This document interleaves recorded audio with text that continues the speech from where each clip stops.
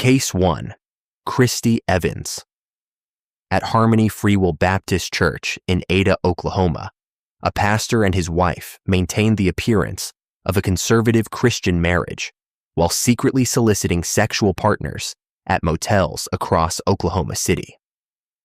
By early 2021, Kristie Evans had fallen in love with one of those partners, a man named Khalil Square, whom she and her husband David had met during a threesome at a Super 8 in Moore. 3 months after that encounter, Kristie would recruit Square to murder her husband for her. The man she hired to kill David Evans was one of their mutual sexual partners. On March 22, 2021, Square shot David in the head with David's own gun while the pastor slept in his bed. Kristie called 911 and claimed an intruder had attacked them. Hours earlier, she and David had sex twice, even as she knew the murder was planned for that night. Kristie Dawn Evans was born around 1974 and raised in Oklahoma. She married David Evans after a courtship that stretched more than 25 years. The couple had 3 adult children. Kristie worked as a homemaker while David pursued his calling to ministry. In 2007, David enrolled in college to become a pastor. By 2015, he had been named lead pastor of Harmony Free Will Baptist Church in Ada. To their congregation and community, they appeared to be a stable, devout couple. Kristie was viewed as quiet, dutiful, and submissive. She had no criminal record. Behind the closed doors of motel rooms, however, the couple engaged in what they called a lifestyle of swinging meeting strangers for group sex at motels in Moore, Norman, and Oklahoma City. Kristie later testified that David had forced her to have sex with 50 to 100 men over the years, and that she felt like a piece of property.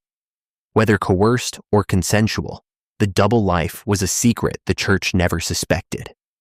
The man Kristie conspired to kill was David Evans, her husband of more than 25 years. David was 50 years old when he died. He had devoted years to preparing for ministry and had served as lead pastor at Harmony Free Will Baptist Church for 6 years. He was a father to their 3 adult children. On the morning he was killed, he had no reason to believe that his wife and the man they had brought into their bed were plotting his death. Hours before the murder, David preached at the church about the devil attacking believers who witnessed God's power. That evening, he and Kristie had sex twice. She knew what was coming. The plot had been set in motion months earlier. In January 2021, Kristie and David met Khalil Square at a Super 8 motel in Moore during a threesome arranged through their swinging network. Kristie secretly dropped her phone number on the floor for Square and began communicating with him daily without David's knowledge. Square was 26 years old. By March, David was preparing for a mission trip to Mexico. While he was out of the country between March 17th and March 19th, Square stayed at the Evans home for 3 nights. Kristie told Square that she wanted out of her marriage and needed his help. She described David as verbally abusive, controlling, and demeaning. She said it would be nice to have more freedom. Square responded with a simple acknowledgement. The plan took shape. Kristie would give David a sleeping pill to ensure he was deeply asleep. She would leave the back door unlocked. She would provide Square with David's 9mm pistol and a box of bullets. Square would enter the house, go to the bedroom, and shoot David while he slept. On March 22, 2021, at approximately 1:11 a.m., Kristie Evans called 911 and reported that an intruder had shot her husband. When police arrived at the home on the 1400 block of Northcrest Drive, they found David dead in his bed from a gunshot wound to the head. Kristie's story was that an unknown intruder had broken in and attacked them. The story unraveled quickly. There were no signs of forced entry. Kristie's account was inconsistent across multiple tellings. investigators with the Oklahoma State Bureau of Investigation interviewed her 4 times. In each interview, she denied involvement. On March 25th, 3 days after the murder, Kristie's daughter contacted OSBI agents and told them her mother was coming to confess. During the 5th interview, Kristie admitted everything. She had recruited Shroyer to kill David. She had provided the gun and bullets. She had left the back door unlocked. She had given David sleeping pills. On the night of the murder, she heard Shroyer enter the house and found him crouched in the dining room, nervous about making noise. She urged him to proceed with the plan. She stayed in the living room while Shroyer went to the bedroom and shot David in the head. Shroyer ran out the back door. Kristie called 911. Cell phone records revealed a secret burner phone and dozens of text messages between Kristie and Shroyer plotting the murder. Kristie Evans and Shroyer were both arrested on March 25th, 2021. Kristie was taken into custody at the Ada Police Department after her confession. Shroyer was arrested at a residence in Newalla. Both were charged with first-degree murder. Prosecutors sought life without the possibility of parole for Kristie. Rather than face trial, she accepted a plea deal in April 2022. The plea allowed her to avoid the death penalty. Shroyer also avoided trial, entering a blind guilty plea in September 2022 with no agreement from the district attorney. The case proceeded to sentencing in Pontotoc County. Judge Stephen Kessinger presided. The prosecutor was Tara Portillo, an assistant district attorney for the district. Kristie's defense attorney was Joy Miskell. At the sentencing hearing in August 2022, Kristie testified about the years of her marriage. She claimed David had pressured her into the swinging lifestyle and forced her to have sex with dozens of men. She described feeling used and worthless. She said she had begged Shroyer to help her and that she felt desperate and trapped. Prosecutors countered that Kristie was a very good liar who had used Shroyer and who had written sexually explicit messages to other men while in jail. They presented evidence of the deliberate planning, the burner phone, the systematic coordination of the murder. Judge Kessinger heard testimony from both sides. Kristie tearfully apologized to her children and to the church. She said she knew murder was wrong, but had felt she had no other way out. On August 11th, 2022, Judge Kessinger sentenced Kristie Evans to life in prison with the possibility of parole.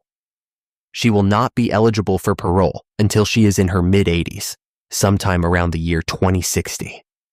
In November 2022, Shroyer was sentenced to life in prison. He will not be eligible for parole until he is in his 60s. Shroyer's attorney, Tony Coleman, stated his belief that Kristie had been the principal architect of the crime and that Shroyer had been targeted and manipulated by both the pastor and his wife. David Evans' mother, Jean Richardson, then 80 years old, said she believed the sentence was appropriate, but added that she did not believe in the death penalty. Kristie Evans is 50 years old. She is incarcerated at the Mabel Bassett Correctional Center in Oklahoma, where she has been held since her arrest in 2021. Shroyer is serving his sentence in an Oklahoma state facility. The 3 adult children lost their father to murder and their mother to prison. The conservative pastor and the dutiful pastor's wife had been soliciting sexual partners at local motels for years.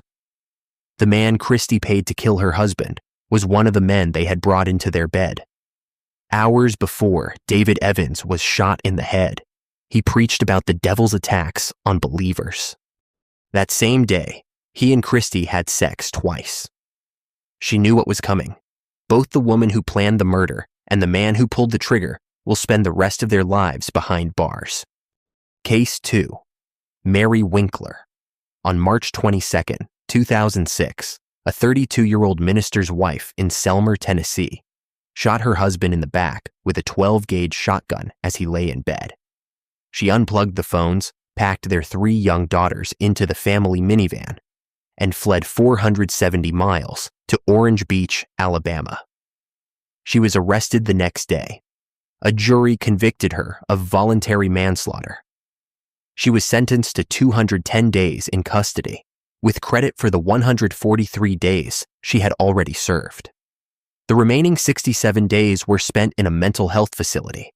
She was released in August 2007 and regained custody of her 3 daughters in 2008. The case became the most famous pastor's wife killing in modern American history, not because of the brutality of the crime, but because of the remarkably light sentence for shooting a sleeping man in the back. Mary Carol Freeman was born on December 10, 1973, in Guys, Tennessee. She attended Freed-Hardeman University, a Church of Christ-affiliated school in Henderson, where she met Matthew Winkler. The two dated for 3 months before marrying on April 20, 1996, in a backyard ceremony officiated by Mary's father, Clark Freeman, who served as a deacon at the Laurel Church of Christ. Mary's mother, Mary Nell, died in 1999 at the age of 56. Mary and Matthew had 3 daughters, Patricia, Mary Alice, and Brianna, who was born on March 9, 2005, just over a year before the murder. By early 2006, Mary had just started working as a substitute teacher at Selmer Elementary School. To those who knew her, she appeared to be the quintessential Southern minister's wife, soft-spoken, beloved by the congregation, devoted to her children. What no one in Selmer knew was that Mary had become entangled in a Nigerian check-kiting fraud scheme that was plunging the family thousands of dollars into debt. Matthew Brian Winkler was 31 years old when he died. He was born on November 21, 1974, in Fort Worth, Texas, and grew up in Decatur, Alabama, where he was a high school football star. He set aside dreams of an athletic career to pursue Bible studies, following in the footsteps of his father, grandfather, and great-grandfather, all of whom had been gospel preachers. Matthew graduated from Freed-Hardeman University in 1999 and worked as a youth minister at Central Church of Christ in McMinnville from 2002 to 2005. In January 2005, he accepted a position as pulpit minister at the 4th Street Church of Christ in Selmer, a congregation of about 250 members. He had served there for 13 months when he was killed. Church members knew him as Wink. He was a father to 3 young daughters and a husband who appeared to have a stable, faithful marriage. On the night of March 22, 2006, Matthew and Mary argued about money and family matters. The arguments had been building throughout the evening. Mary would later testify that the tensions in the marriage had been simmering for years. She claimed that Matthew had been physically and emotionally abusive, that he had hit and kicked her, forced her to watch pornography, and demanded sex she found degrading. She said he made her wear slutty platform shoes and wigs during intimate moments. She said he was controlling and critical, and that she felt trapped. Prosecutors would argue that the real source of the friction was financial. Mary had written checks for thousands of dollars as part of the Nigerian fraud scheme, and the debts were mounting. At some point during the night, Mary retrieved a 12-gauge shotgun from a closet in their bedroom. She later claimed she did not remember getting the gun. She pointed it at Matthew as he lay in bed. The gun fired. The blast struck him in the back. Matthew rolled off the bed onto the floor. Mortally wounded, he looked at his wife and asked a single question. Why? Mary told him she was sorry. She left the bedroom. Matthew was still alive. Mary unplugged the phones from their sockets, walked to the bedroom where her 3 daughters were sleeping, woke them, and loaded them into the family minivan. She did not call for help. She drove south. When Matthew Winkler failed to appear for Wednesday evening services on March 22nd, church members went to the parsonage to check on the family. They found Matthew dead. an Amber Alert was issued for Mary and the 3 children amid fears of a kidnapping. Police tracked Mary's cell phone and located her the next day in Orange Beach, Alabama. When asked what had happened, Mary gave investigators a statement that would become widely quoted. "I guess that's when my ugly came out." She and the children were taken into custody on March 23rd. Mary was charged with first-degree murder on March 24th. The initial investigation treated the death as a suicide. A typed, unsigned note had been found near the bed, and bottles of sleeping pills were nearby. But Matthew had been shot in the back, and the physical evidence did not support a self-inflicted wound. The local justice of the peace, Billy Martin, had ruled the death a suicide and had not ordered an autopsy. Mary's family refused to accept that ruling. Mary's mother, Linda Doolin, a professor of communication studies at McLennan Community College, enlisted her sisters and niece to investigate. The group called themselves Charlie's Angels. They hired Bill Johnston, a former federal prosecutor who had been part of the team that prosecuted survivors of the Branch Davidian standoff in 1993. Johnston and the family pressed authorities to reopen the case. Evidence mounted. The death certificate was amended in June 2006 to reflect homicide rather than suicide. A grand jury indicted Mary for first-degree murder. She posted $750,000 bond on August 15, 2006, after initial delays caused by problems with the bail bond company, and was released to live with friends in McMinnville while awaiting trial. The trial began on April 9, 2007, in McNairy County. Judge Weber McCraw presided. The prosecutors were Walt Freeland Jr. and Mike Dunavant. Mary's defense team consisted of Steve Faris Sr. and Leslie Ballin, both of whom worked pro bono. The jury was composed of 10 women and 2 men. Prosecutors sought a first-degree murder conviction and argued that Mary had killed Matthew to hide the financial fraud that was destroying the family. They presented evidence that Mary had used a firearm against a vulnerable victim who trusted her, that Matthew had been shot in the back while lying in bed, and that Mary had left him to die without calling for help. The defense built its case on battered wife syndrome. Mary testified in her own defense. She claimed that Matthew had been physically abusive, that he had forced her into degrading sexual situations, and that she had lived in fear. During the trial, defense attorneys showed the jury a pair of platform heels and wigs, arguing that Matthew had forced Mary to wear them during sex as evidence of his control and abuse. A psychologist testified that Mary suffered from mild depression and post-traumatic stress disorder. Mary claimed that she had pointed the shotgun at Matthew, but did not remember pulling the trigger. She said the gun had simply gone off.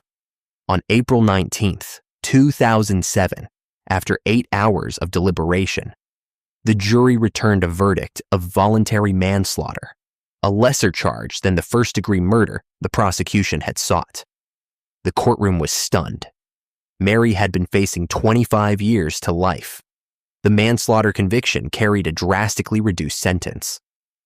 On June 8, 2007, Judge McCraw sentenced Mary Winkler to 3 years in prison, which amounted to 210 days in actual custody.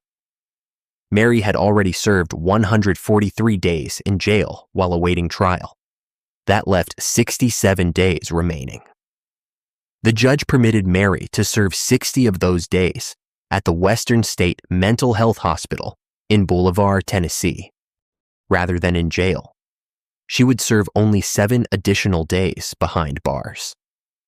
At the sentencing hearing, Matthew's mother, Diane Winkler, confronted Mary. She asked whether Mary had told her daughters she was sorry. She asked whether Mary thought her daughters would believe it was acceptable to take a life when life became difficult. Matthew's family had been caring for the 3 girls since Mary's arrest and had filed a custody suit seeking to terminate Mary's parental rights.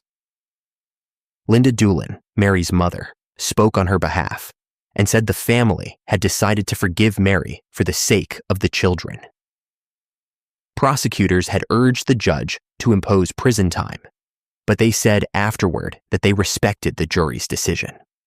Mary's attorney, Steve Farisi, expressed relief, noting that any outcome short of life without parole was a victory given the severity of the original charges.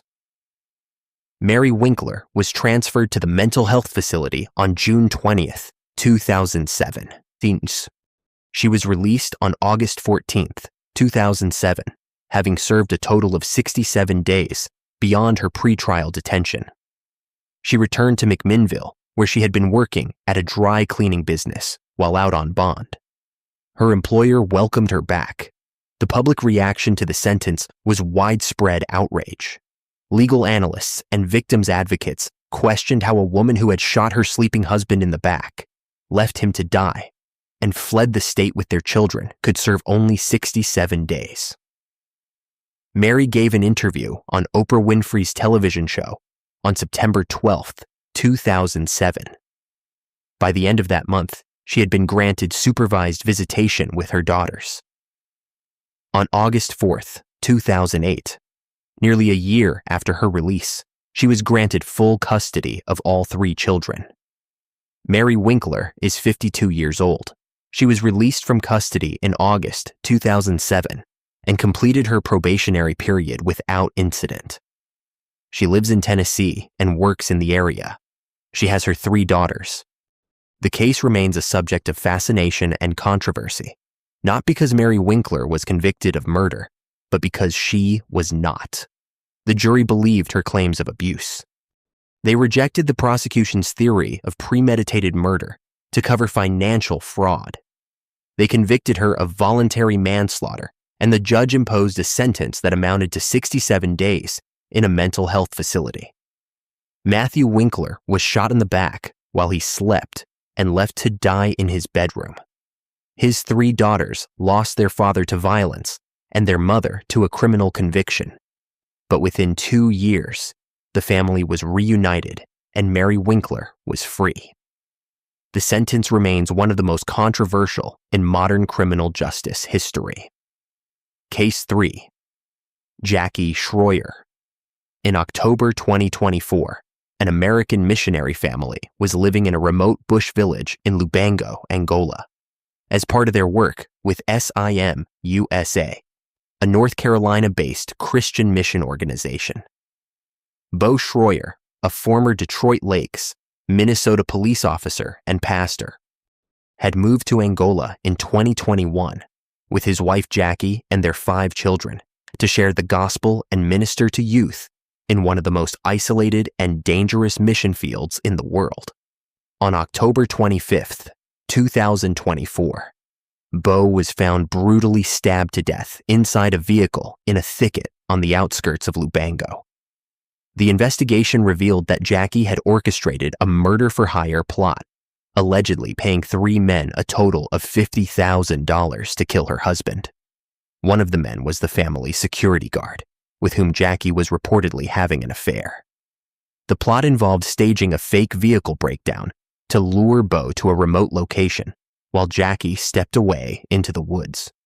When Bo approached to help, the men stabbed him to death. The weapon recovered at the scene was a knife that Bo had previously given to his own security guard as a gift. Jackie Shroyer was 44 years old when Bo was killed. She was born around 1980 and grew up in Minnesota. She and Bo had been members of Lakes Area Vineyard Church in Detroit Lakes since 2007. Bo had served as a pastor there before the family relocated to Angola. Jackie and Bo had 5 children together. In 2021, the Shroyers were among the first missionary families with SIM USA to move to Angola following the easing of COVID-19 pandemic restrictions. They settled in a remote bush area near Lubango, living in a walled compound and working to share the gospel with children and youth. The mission was set to conclude in 2024, and the family was preparing to return to the United States. According to Angolan authorities, Jackie did not want to leave. investigators alleged that she had developed a romantic relationship with Bernardino Elias, a 24-year-old man who worked as the family's security guard, and that her desire to remain in Angola with Elias was a motive for the murder. Bo Shroyer was 44 years old when he died. Before becoming a missionary, he had worked as a police officer in Detroit Lakes and had also been involved in real estate. He was known in the community as a man of faith and service. He and Jackie had 5 children who accompanied them to Angola. The family lived in a dangerous and isolated area, and they had hired local security to protect them. Bo trusted the men who worked for his family. On the day he was killed, he was lured to a location under the pretense of helping someone whose vehicle had broken down. It was a setup. Bo had no reason to suspect that the security guard he had hired to protect his family, the guard to whom he had given a knife as a gift, was conspiring with his wife to kill him. On October 25th, 2024, Jackie Shroyer, Bernardino Elias, Iselino Caillou, and Gelson Ramos carried out the murder. The plan was methodical. Caillou and Ramos, both in their early 20s, rented a car and drove to a predetermined location in a remote area near the Palanca commune in the municipality of OMERTÁ. They simulated a vehicle breakdown. Jackie accompanied Bo to the location, then stepped away into the woods, ostensibly to use the restroom or for privacy. When Bo approached the disabled vehicle to offer assistance, the men attacked. They stabbed him multiple times. Bo died at the scene. His body was discovered in the vehicle in a thicket later that day. Authorities found a knife at the scene. It was the same knife that Bo had given to Bernardino Elias. The payment structure of the conspiracy revealed the depth of the planning. Jackie had agreed to pay a total of $50, $000 for the murder. She paid $400 up front to stage the fake breakdown and set the scene. The remaining amount was to be paid after Bo's death. Elias was responsible for distributing the money to Caillou and Ramos. After the murder, Elias paid the 2 men $9,000 to split between them. Approximately $5,000 in local currency was recovered during the investigation. Angolan authorities, led by Superintendent Manuel Halaiwa of the Criminal Investigation Service, identified Jackie as the mastermind behind the plot. Investigators cited strong suspicions of a romantic relationship between Jackie and Elias and noted Jackie's presumed intention not to leave Angola when the mission ended. Jackie Shroyer was arrested in early November 2024, just days after Bo's death. Bernardino Elias, Iselino Caillou, and Gelson Ramos were also taken into custody. The 5 Shroyer children were evacuated to the United States and placed in the care of close family members. SIM USA and Lakes Area Vineyard Church coordinated support for the children, including access to counselors and the establishment of a fund for their long-term financial needs. In February 2025, Angolan authorities formally charged Jackie as a co-author in the murder of her husband. The case proceeded to trial in the Lubango District Court, where it was heard by a judge without a jury. The trial took place in early November 2025. Prosecutors presented evidence of the conspiracy, including witness testimony, financial records showing the payments, and the recovery of the knife at the scene. They argued that Jackie had orchestrated the murder because of her romantic involvement with Elias and her desire to remain in Angola. The judge noted during sentencing that Jackie had shown little to no interest in investigating who had killed her husband, a detail the court found unusual for a grieving widow. Jackie's defense attorney, Edivaldo Salvador, disputed the evidence and cited procedural inconsistencies. He argued that certain evidence had not been correctly validated. He announced plans to appeal the conviction. Pastor Troy Easton of Lakes Area Vineyard Church, who had been monitoring the trial, released a statement affirming that the investigation and trial had been conducted fairly and with integrity. SIMUSA echoed that sentiment, expressing gratitude for the diligence of Angolan authorities and calling the circumstances tragic and heartbreaking. On November 5, 2025, Jackie Shroyer was convicted by the Angolan court of involvement in the murder of her husband. The following day, she was sentenced to 24 years in an Angolan prison. She was also ordered to pay 10 million kwanzas, the equivalent of approximately $10,905, to Bo's family as compensation for moral and material damages. Bernardino Elias was convicted of aggravated homicide and sentenced to 21 years in prison. Isolino Cayu was convicted of aggravated homicide and money laundering and sentenced to 21 years. Gelson Ramos was convicted of the same charges and sentenced to 22 years.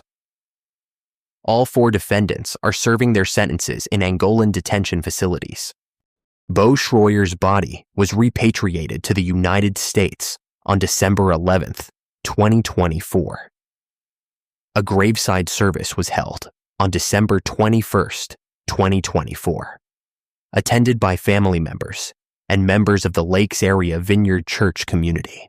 Pastor Easton addressed the congregation following the verdict, describing the news as shocking and difficult to comprehend, but emphasizing the need for prayer and healing for all those affected, especially the 5 children.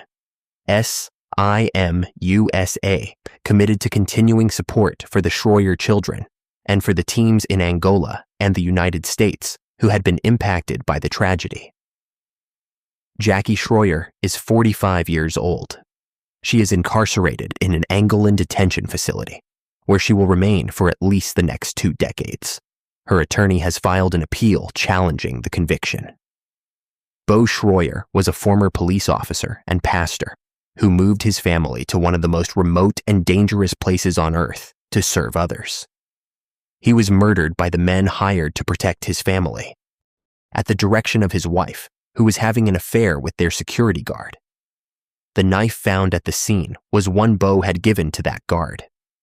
The 5 children who traveled to Angola to help their parents share the gospel returned to the United States orphaned by murder and imprisonment. Case 4.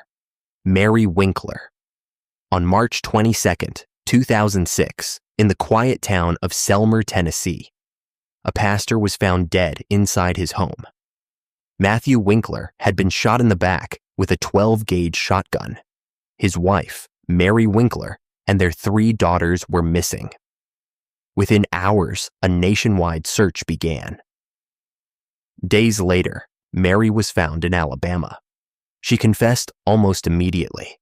Mary Winkler was the wife of a Church of Christ minister and the mother of 3 children.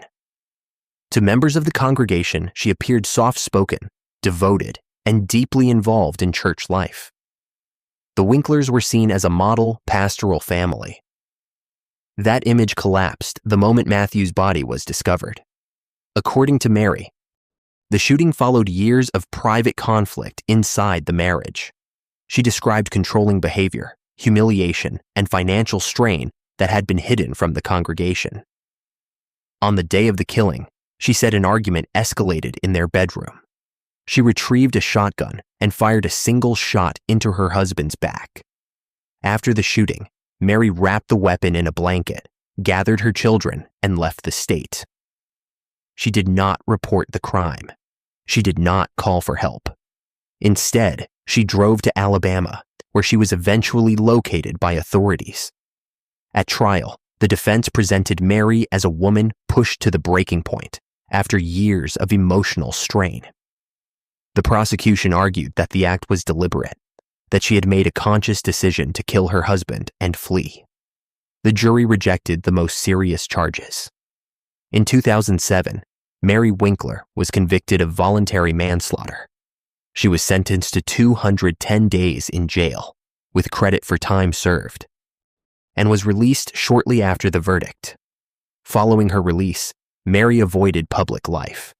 The case became a national story, raising questions about what can remain hidden behind the image of a perfect pastoral family. To those who knew them, the Winklers had represented stability and faith. What happened inside their home told a very different story. Case 5. Matt Baker. On April 7, 2006, Carrie Baker, a 31-year-old elementary school teacher and mother of 2, was found dead in her bed in Hewitt, Texas, near Waco. Her husband, Matt Baker, a 38-year-old Baptist minister, told police he had found her unresponsive alongside a typed suicide note and bottles of sleeping pills. The death was ruled a suicide. Kari's family refused to accept that conclusion. They hired private investigators and an attorney and began building their own case. What they uncovered was a pattern of deception, infidelity, and cold-blooded murder. Matt Baker had been having an affair with a woman named Vanessa Bowles, the daughter of a music minister. He had drugged Carrie with Ambien, handcuffed her to the bed under the pretense of spicing up their marriage, and suffocated her with a pillow. When he removed the pillow and Carrie gasped for air, proving she was still alive, he put the pillow back over her face and held it there until she was dead. He typed a fake suicide note, rubbed her lifeless hand across it to plant fingerprints, and called 911, claiming he had just discovered her body. In 2010, a jury convicted Matt Baker of murder and sentenced him to 65 years in prison.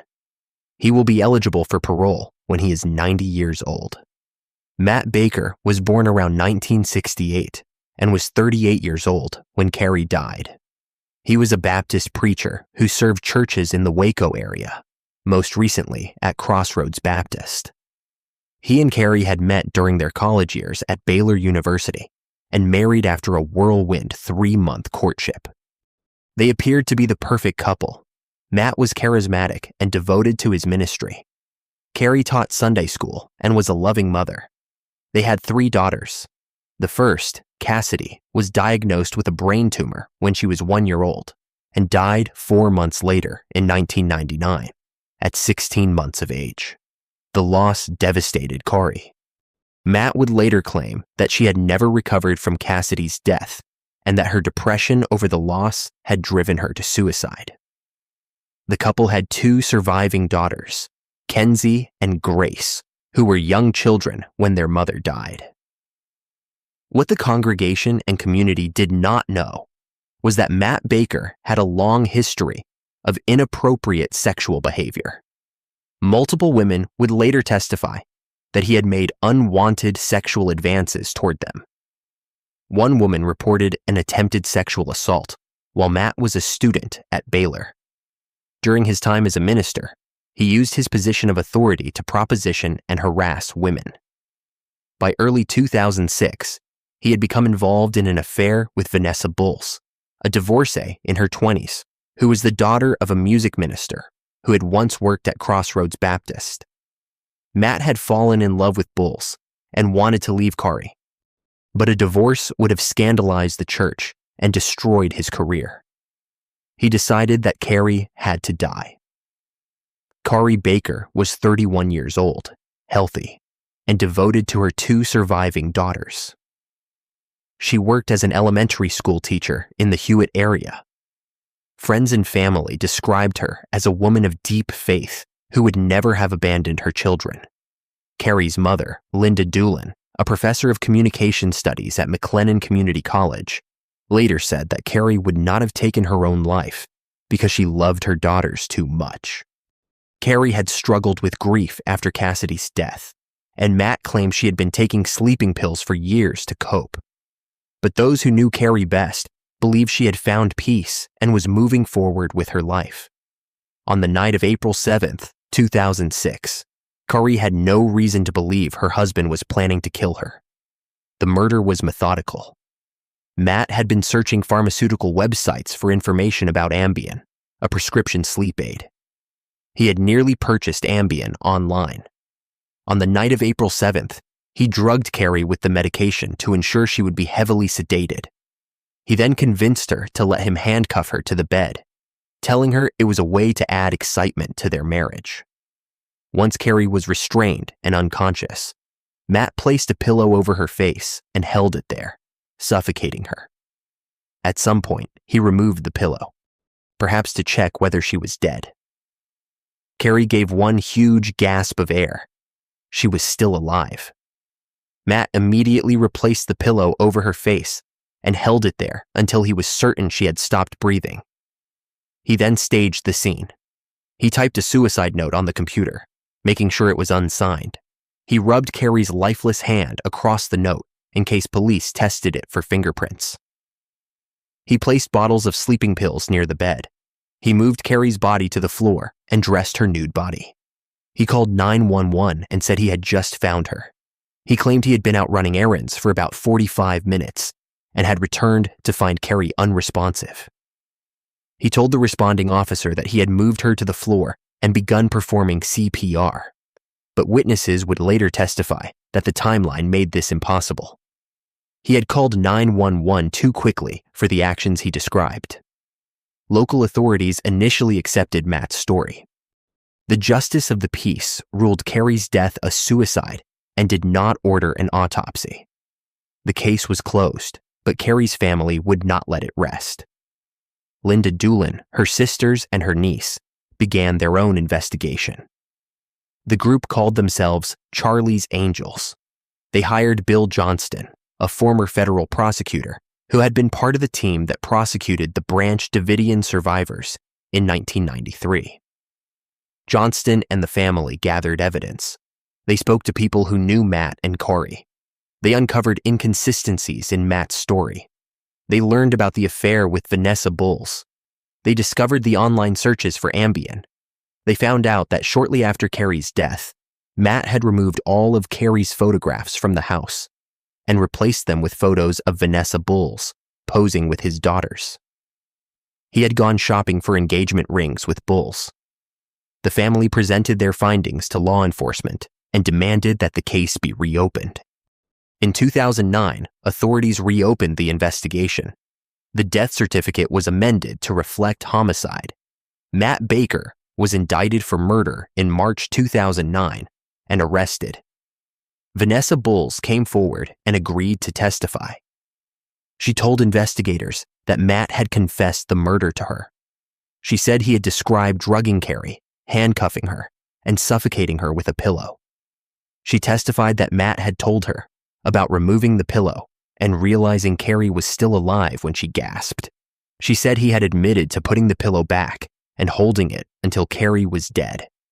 The trial took place in January 2010 in McLennan County. The prosecutors were Susan Schaefer and Crawford Long. Matt's defense attorney was Guy James Gray. The trial lasted several days. Prosecutors methodically built their case. They presented the testimony of Vanessa Bulls. They introduced evidence of Matt's online searches for Ambien. They showed that Matt had lied repeatedly about his relationship with Bulls and about his actions on the night Carrie died. They called witnesses who testified about Matt's pattern of sexual advances and inappropriate behavior toward women. 4 women took the stand during the sentencing phase and described how Matt had propositioned them or made unwanted sexual contact. A computer forensics expert testified that Matt had used his church-issued laptop to visit pornographic websites and sites designed for married adults seeking affairs. The defense argued that Matt was being prosecuted not for murder, but for being a bad husband. They claimed that Carrie had committed suicide and that the evidence against Matt was circumstantial. They pointed to the suicide note and the sleeping pills. But the defense could not explain why Matt had lied about the affair, why he had moved so quickly to replace Corey in his life and home, or why Vanessa Bulls would fabricate such a detailed confession. The jury did not find the defense credible. On January 20th, 2010, after 7 hours of deliberation, the jury convicted Matt Baker of murder. The following day, January 21st, 2010, Judge Ralph Strother sentenced him to 65 years in prison. Matt showed no emotion during sentencing. Prosecutors asked for the maximum sentence and told the judge that Matt had used his position as a minister to manipulate women and that he had killed his wife to be with his mistress. They said he deserved to spend the rest of his life in prison. The defense asked for leniency, but the judge sided with the prosecution. Under Texas sentencing law, Matt would have to serve at least half of his sentence, approximately 32 years, before becoming eligible for parole. That would make him approximately 90 years old at his first parole hearing, scheduled for around 2042. Matt Baker filed appeals with the 10th Court of Appeals and the Texas Court of Criminal Appeals. Both appeals were denied. The 10th Court of Appeals rejected his arguments in June 2011. The Texas Court of Criminal Appeals denied his petition for discretionary review on November 2, 2011. His conviction and sentence were upheld. The case became the subject of widespread media coverage, including a book by true crime author Catherine Casey, titled Deadly Little Secrets, published in 2012. The case was also featured on ABC's 2020 in 2010 and again in March 2025. The Lifetime Network aired a television movie titled Sins of the Preacher in 2013, dramatizing the events of Corey's death and the investigation that followed. Matt Baker is approximately 58 years old. He is incarcerated in a Texas state prison. He continues to maintain his innocence and has told family members and supporters that he did not kill Corey. His parole eligibility date is decades away, and even then, release is not guaranteed. Carrie Baker was drugged by her husband, handcuffed to a bed under the pretense of marital intimacy, and suffocated with a pillow. When she gasped for air, proving she was still alive, Matt Baker replaced the pillow and held it there until she stopped breathing. He typed a suicide note and rubbed her dead hand across it. He dressed her body. He called 911 and claimed he had just found her. Within weeks, he had removed all of Corey's photographs from the family home and replaced them with pictures of his mistress posing with his daughters. He went shopping for engagement rings. He believed he had committed the perfect crime. Carrie's family refused to believe the suicide story and spent years building the case that brought him to justice. The minister who preached about faith and morality is serving 65 years for murdering the woman he had vowed to love and protect. Case 6. Arthur Shroyer. In 1999, a Methodist minister's wife in Lebanon County, Pennsylvania, died after what appeared to be a tragic fall down the stairs. In 2008, the same minister's second wife died in what appeared to be a car accident on a rural road in Monroe County. Both women had been bludgeoned to death. Both deaths had been staged to look like accidents. The man who killed them was Arthur Shroyer, a United Methodist Church minister who had served congregations in Pennsylvania for decades. After the death of his second wife, investigators reopened the case of his first wife's death and discovered that both women had died from identical patterns of blunt force trauma to the head. Shroyer had beaten each wife with a blunt object, then staged the scene to make it appear accidental. He was convicted of murdering his second wife, Betty, and later pleaded no contest to murdering his first wife, Jewel. He is serving 2 life sentences without the possibility of parole. Arthur Burrell Shroyer was born around 1946 and was in his 60s when he was arrested. He had been ordained as a United Methodist minister and had served churches in Pennsylvania for years. He was married 3 times. His first wife was Jewel Shroyer. They had 2 daughters together. Jewel died on April 23, 1999, in Lebanon County, Pennsylvania. At the time, her death was ruled accidental. Shroyer told authorities that Jewel had fallen down the stairs.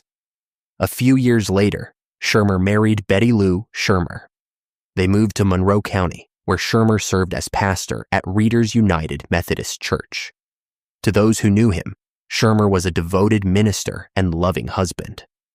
What the congregation did not know was that Shroyer had been engaging in affairs and that both of his wives had died under suspicious circumstances. Jewel Shroyer was Arthur's first wife. She died on April 23, 1999, at approximately 47 years old. The couple had 2 daughters who were devastated by their mother's death. Arthur told authorities that Jewel had fallen down the stairs at their home in Lebanon County. The story was accepted. No autopsy was performed that specifically tested for blunt force trauma inconsistent with a fall. Jewel was buried and the case was closed. What no one suspected at the time was that Jewel had been murdered. Arthur had bludgeoned her with a blunt object, then positioned her body at the bottom of the stairs to make it appear she had fallen. The ruse worked. Jewel's death was ruled an accident, and Arthur was free to move on with his life. Betty Lou Shroyer was 56 years old when she died on July 15, 2008. She was Arthur's second wife and had been married to him for several years. On the evening of July 15th, Betty and Arthur were driving on Route 715 near Tannersville in Monroe County. Arthur later told police that a vehicle had run them off the road, causing their car to crash into a guardrail and then a tree. He said Betty had been injured in the crash and that he had called 911. When emergency responders arrived, they found Betty dead in the passenger seat. Her injuries were severe. Arthur had minor injuries. The story did not sit right with investigators. The investigation into Betty's death began immediately. Authorities examined the vehicle and the crash scene. The damage to the car did not match Arthur's account of a high-speed collision. The vehicle had been traveling at less than 25 miles per hour when it struck the guardrail, far too slow to cause the catastrophic head injuries Betty had sustained. Blood evidence was found in the garage at the Shroyer home, suggesting that Betty had been injured before the car ever left the driveway. Investigators tested the blood and confirmed it was Betty's. The working theory became clear. Arthur had attacked Betty at home, bludgeoned her with a blunt object, placed her injured or unconscious body in the car, and staged a crash to make it appear she had died in an accident. In October 2008, just months after Betty's death, another tragedy struck the Readers United Methodist Church. Joseph Musante, a church member, committed suicide in Arthur Shroyer's office. Musante had recently discovered that his wife, Cindy, who worked as the church secretary, was having an affair with Arthur. The revelation had destroyed Musante, and he took his own life. The affair brought intense scrutiny to Arthur, and investigators began looking more closely at his personal life and his relationship with his wives. Authorities exhumed Jewel Shroyer's body and conducted a forensic examination. The results were shocking. Jewel had died from blunt force trauma to the head. The injuries were consistent with being struck with a heavy object, not with a fall down the stairs. The wound patterns were nearly identical to the injuries Betty had sustained. Arthur Shroyer had killed both of his wives using the same method and had staged both deaths to look like accidents. Arthur Shroyer was arrested and charged with the murder of Betty Shroyer. The district attorney was Michael Mancuso, who referred to Shroyer as the sinister minister. Shroyer's defense attorney was Brandon Reish. The trial for Betty's murder took place in January 2013 in Monroe County. Prosecutors presented the blood evidence from the garage, the forensic analysis of the crash scene, expert testimony on Betty's injuries, and the evidence linking Arthur to Cindy Musante. The defense argued that the crash had been a genuine accident and that the evidence was circumstantial. The jury did not believe the defense. After 90 minutes of deliberation, they convicted Arthur Shroyer of first-degree murder and tampering with evidence. Because the conviction was for first-degree murder, the sentence was automatic: life in prison without the possibility of parole. Following the conviction for Betty's murder, prosecutors in Lebanon County charged Arthur with the murder of Jewel Shroyer. Rather than face trial, Arthur entered a no-contest plea in 2014. He did not admit guilt, but he acknowledged that the evidence against him was sufficient for a conviction. Judge John Tilwalk sentenced him to 20 to 40 years in prison, to be served concurrently with the life sentence he was already serving for Betty's murder. The no-contest plea meant that Arthur avoided a second trial, but did not reduce the length of time he would spend incarcerated. Arthur Shroyer filed appeals challenging his conviction for Betty's murder. The Pennsylvania Superior Court denied his appeals in 2018, upholding both the conviction and the life sentence. Arthur's daughters from his marriage to Jewel have maintained their father's innocence. They have spoken publicly about their belief that he did not kill their mother, and that the evidence against him was misinterpreted. They continue to support him despite the convictions. Arthur Shroyer is approximately 77 years old. He is incarcerated in a Pennsylvania state prison, where he is serving 2 life sentences. He will never be eligible for parole. Jewel Shroyer was bludgeoned to death in 1999, and her death was staged to look like a fall down the stairs. Betty Shroyer was bludgeoned to death in 2008, and her death was staged to look like a car accident. Both women were killed by the same man using the same method. The minister who had stood in the pulpit and preached about faith and love had murdered 2 women and spent years pretending to be a grieving widower. Joseph Musante, the church member whose wife was having an affair with Shroyer, took his own life in Shroyer's office. That tragedy brought the investigation that finally exposed Arthur Shroyer for what he was. The sinister minister will die in prison. Case 7. Nick Hatchney. On December 26, 1997, the day after Christmas, firefighters responded to a house fire in East Bremerton, Washington. Inside the burning bedroom, they found the body of Dawn Marie Tinhara Hatchney, a 28-year-old loan officer at a credit union. Her husband, Nick Hatchney, a youth pastor at Christ Community Church on Bainbridge Island, told investigators he had been away on a hunting trip when the fire started. He claimed a space heater had ignited Christmas wrapping paper, causing the blaze that killed his wife. The story was a lie. Dawn had been drugged with an overdose of Benadryl, suffocated with a plastic bag, and set on fire to destroy the evidence. Nick Hatchney had murdered his wife because God, he would later claim, had told him to take the land. What that meant, according to the woman he confessed to years later, was that Nick believed God wanted him to be free of his marriage so he could pursue other women and claim the life he wanted. Within months of Dawn's death, Nick was sleeping with at least 3 women in his congregation. In 2003, he was convicted of first-degree murder and arson and sentenced to life without parole. In 2008, after a Washington State Supreme Court ruling, he was resentenced to 26 years and 8 months. He became eligible for parole in 2025. Nick Hatchney was born around 1970 and was in his late 20s when he killed Dawn. He worked as a youth pastor at Christ Community Church, a congregation on Bainbridge Island that practiced what some described as super spirituality, a focus on direct divine communication and spiritual experiences. Nick was charismatic, well-liked, and viewed as a devoted servant of God. He and Dawn had been married for several years and appeared to have a strong relationship. What the church members did not know was that Nick had become convinced that his marriage was an obstacle to the life God wanted him to live.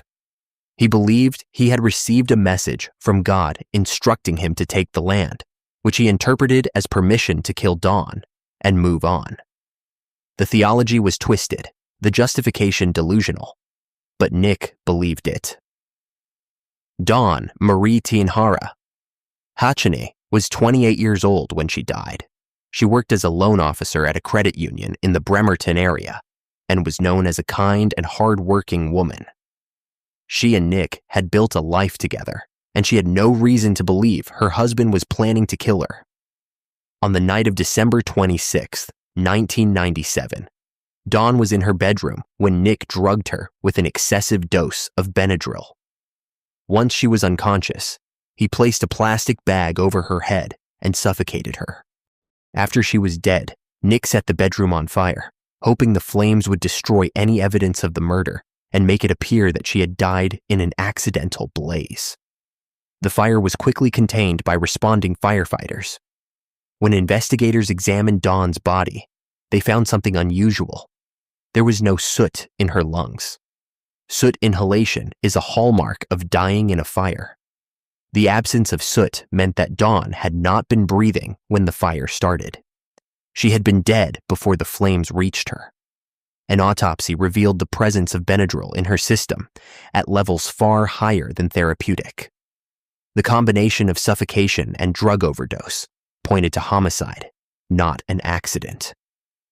But investigators had no immediate suspect, and Nick's alibi appeared solid. He claimed he had been away on a hunting trip and had returned to find his house on fire and his wife dead. The case went cold. For years, Nick Hacheney lived as a free man.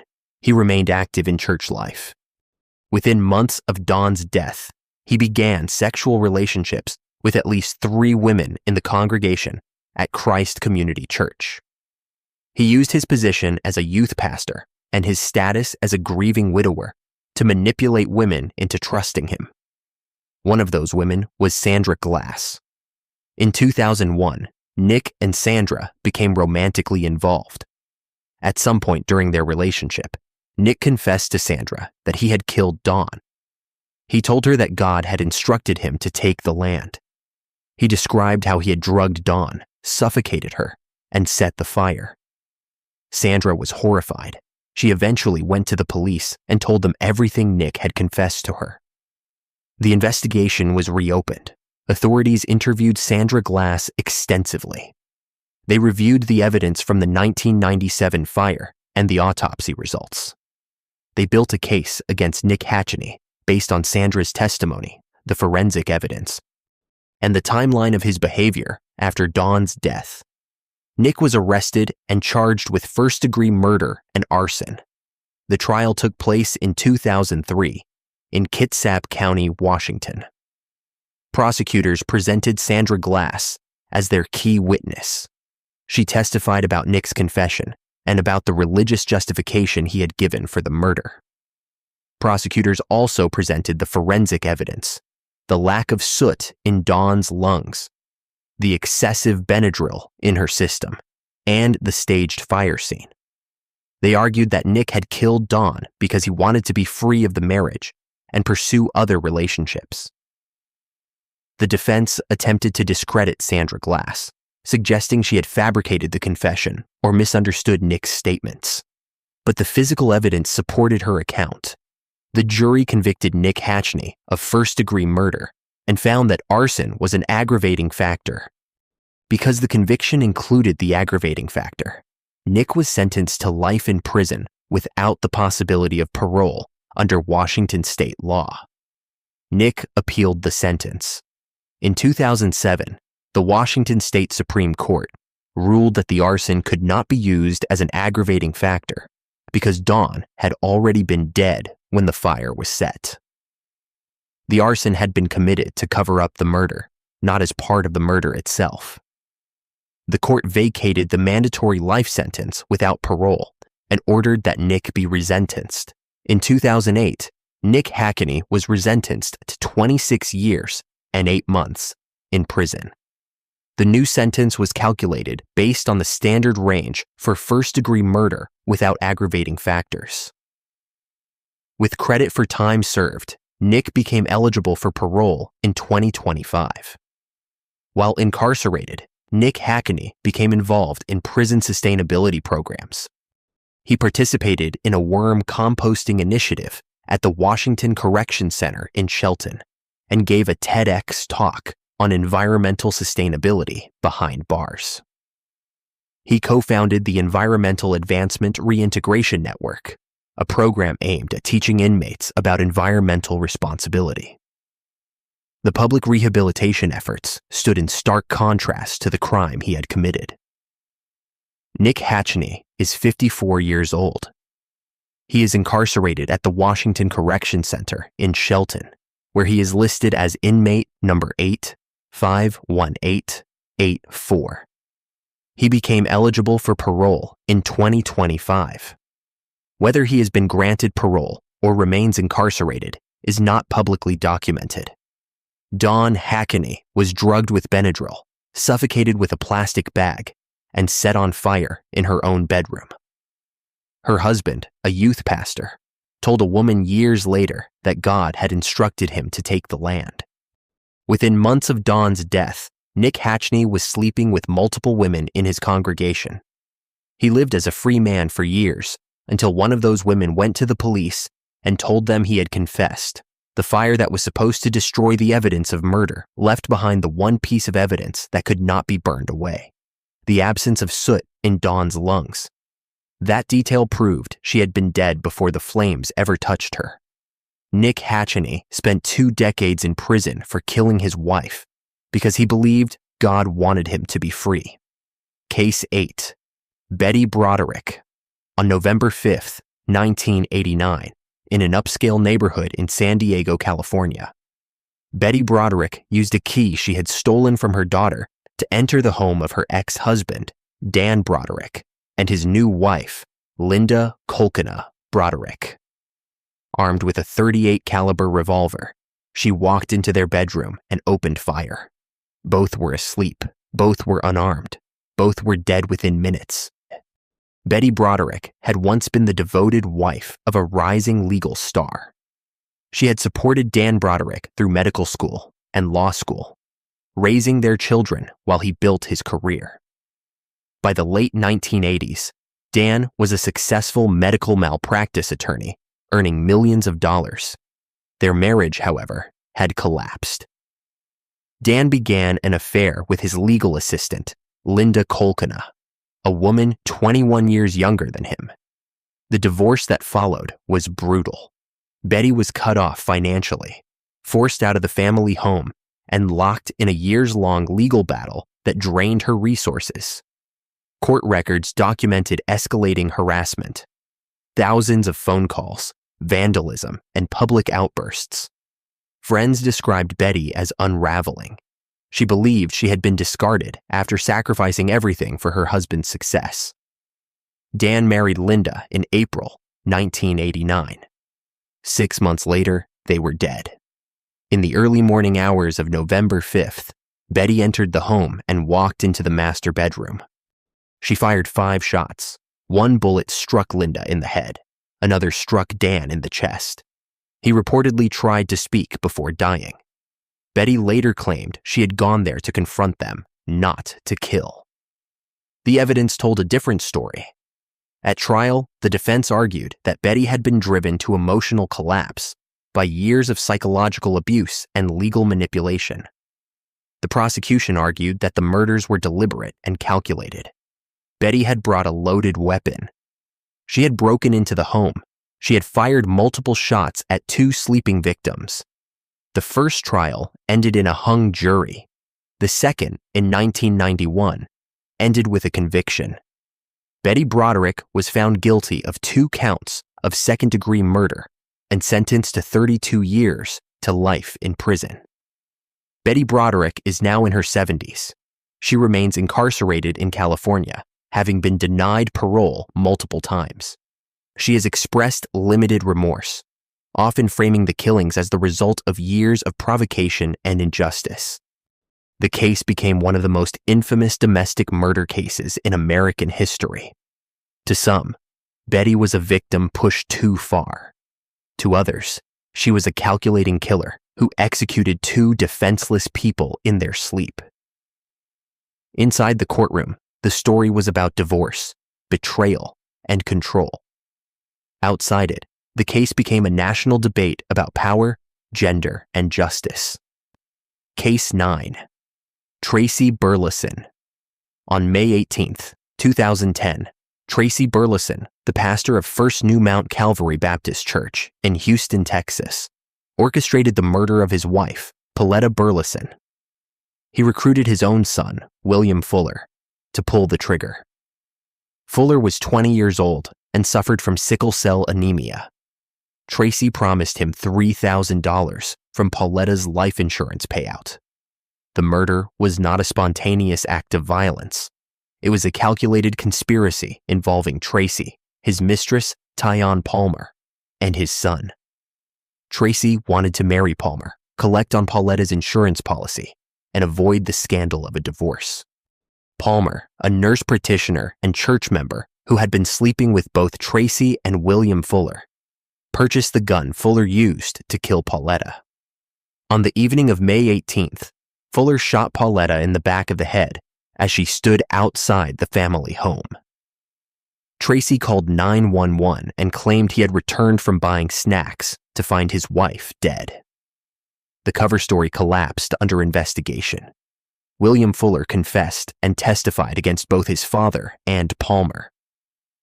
Tracy Burleson was convicted of capital murder and sentenced to life in prison without the possibility of parole. Tracy Burleson was a Houston pastor who had built a reputation in the community as a religious leader. He served as pastor at First New Mount Calvary Baptist Church and was seen as a man of faith and authority. He had been married to Pauletta Burleson for years, and she was the stepmother to his son, William Fuller, from a previous relationship. The relationship between Pauletta and Fuller had been difficult. Fuller had previously filed abuse allegations against Pauletta, and the case had gone to court. Pauletta had avoided jail time by agreeing to attend classes and complete probation. Despite the tensions, no one in the congregation suspected that Tracy was planning to have Pauletta killed. By 2010, Tracy had become romantically involved with Tyon Palmer, a nurse practitioner who was also a member of the church. Tracy had proposed marriage to Palmer, even though he was still married to Pauletta. He and Palmer decided that it would be easier for Pauletta to die than for Tracy to endure the scandal and financial consequences of a divorce. Pauletta Burleson was 56 years old when she was murdered. She had a son from a previous relationship named John Ross. She was navigating a complicated family dynamic that included a contentious relationship with her stepson, William Fuller. On the evening of May 18, 2010, Pauletta was outside her home when Fuller approached from behind and shot her in the back of the head. She died instantly. She never saw the attack coming. Her husband had paid their son to kill her. The conspiracy was deliberate and involved multiple participants. Tracy Burleson manipulated his son into believing that murdering Pauletta was necessary. He promised Fuller $3,000 from the life insurance payout. Tyon Palmer purchased the gun Fuller used in the murder. She helped plan the killing. On the night of the murder, Fuller carried out the execution and then called Palmer. She picked him up, drove him to a location where he could clean up, and helped him dispose of the murder weapon by burning it. She assisted in destroying blood evidence, and then, according to testimony presented at trial, Palmer had sex with Fuller. The sexual encounter was not an act of passion or comfort. Prosecutors argued that Palmer used sex as a tool to keep Fuller emotionally bound to her and to ensure his compliance and silence. Tracy Burleson, meanwhile, called 911 and claimed he had been out buying potato chips and candy when the murder occurred. The investigation quickly focused on William Fuller. When questioned, he broke down and confessed. He admitted that he had shot Pauletta at his father's request. He revealed that his father had promised him money from the life insurance. He told investigators that Tyon Palmer had purchased the gun and had helped him after the murder. He described his sexual relationship with Palmer and said that both she and his father had manipulated him into believing he had no choice. Fuller agreed to testify against both Tracy Burleson and Tyon Palmer in exchange for a reduced sentence. Tracy Burleson went to trial in September 2011. Prosecutors presented William Fuller as their key witness. Fuller testified that his father had orchestrated the murder and had promised him payment from the insurance money. He described the planning, the execution, and the cover-up. The trial was contentious. Fuller had emotional outbursts in the courtroom, at one point shouting obscenities at Tyane Palmer and her husband, who was seated in the audience.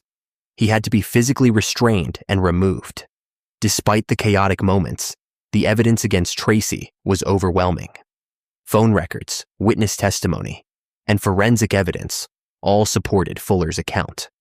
On September 29, 2011, a jury convicted Tracy Burleson of capital murder. The conviction carried a mandatory sentence of life in prison without the possibility of parole. Tracy Burleson is serving his sentence in a Texas state prison.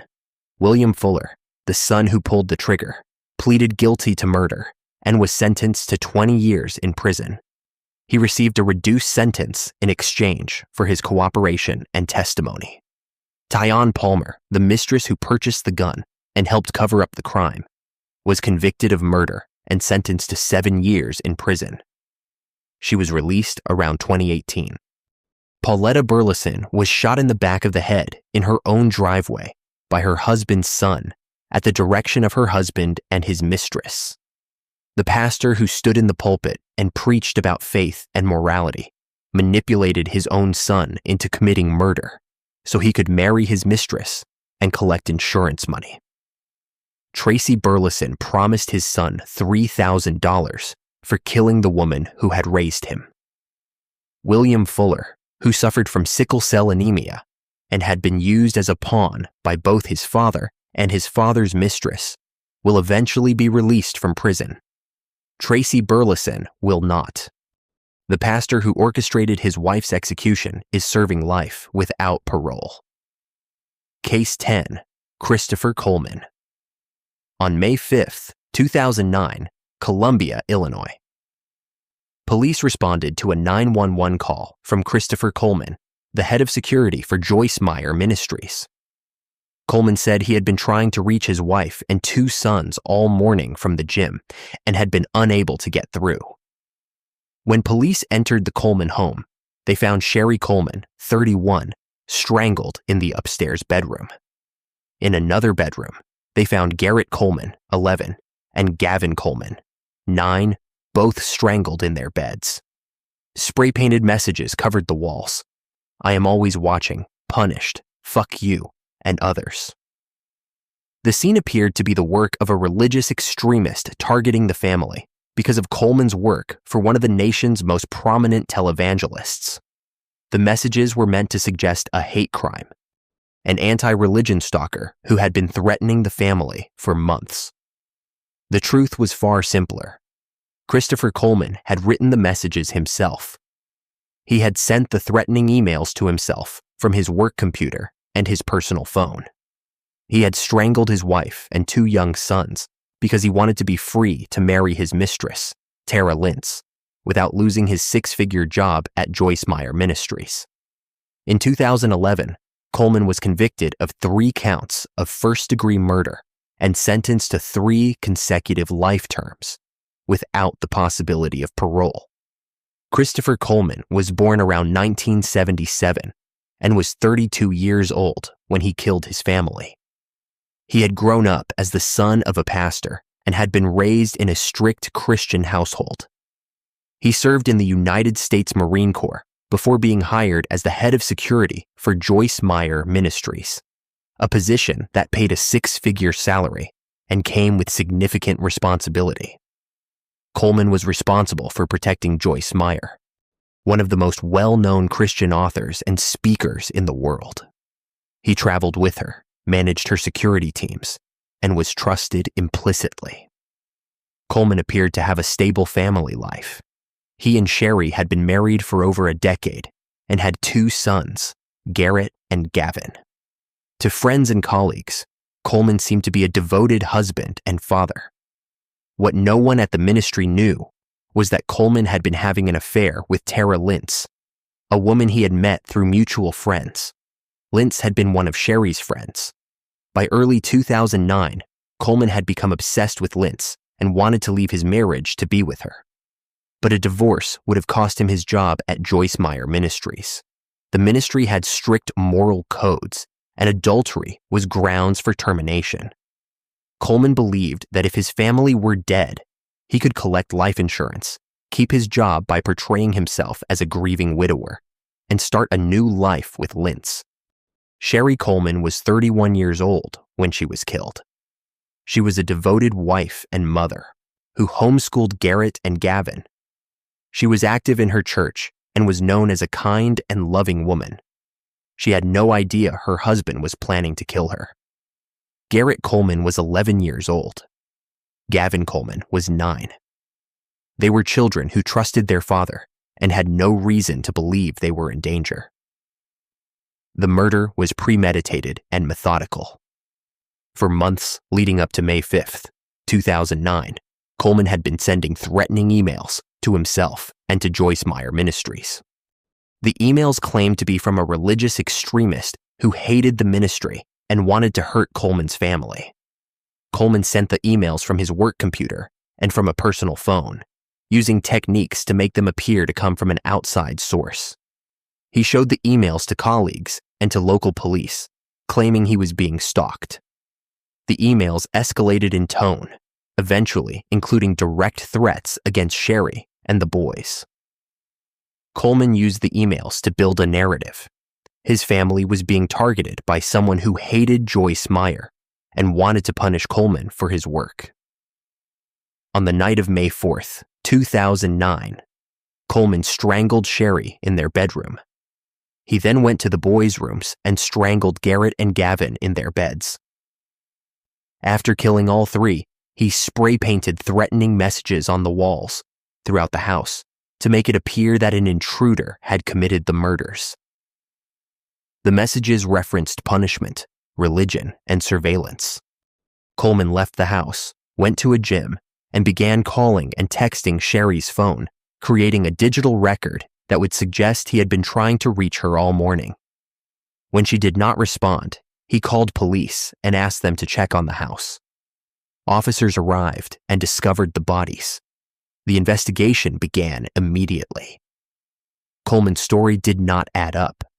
Digital forensics experts examined the threatening emails and determined that Coleman had sent them to himself. The emails had been composed on his work computer and sent from devices he controlled. Investigators also examined the timeline. Coleman had left the house early in the morning and claimed he had been at the gym when the murders occurred. But forensic evidence showed that the boys had been killed during the night while Coleman was home. The spray-painted messages on the walls were analyzed, and experts determined that the handwriting and phrasing were consistent with Coleman's own writing. Phone records showed that Coleman had been communicating with Tara Lintz constantly, including in the hours before and after the murders. Lintz told investigators that Coleman had promised to marry her and that he had told her he was going to leave Sherry.